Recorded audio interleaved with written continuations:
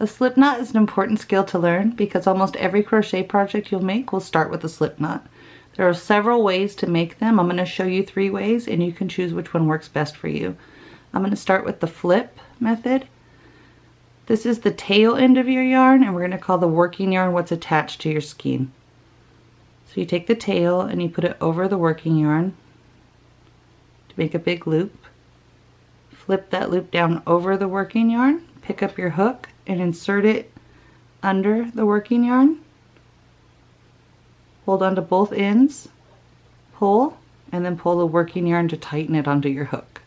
That's a slip knot, flip style. Okay, for the cross method, lay the tail of the yarn on your palm. I like to have about 4 to 5 inches so I can weave it in later. Wrap it around 2 fingers. Put the working yarn on top.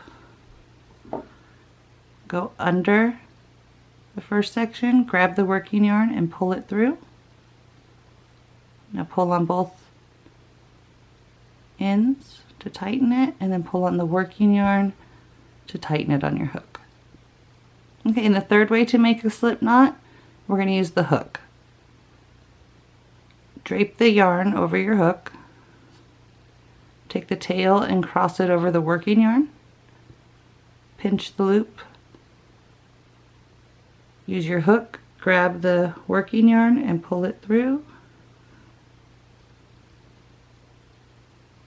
Pull on both ends.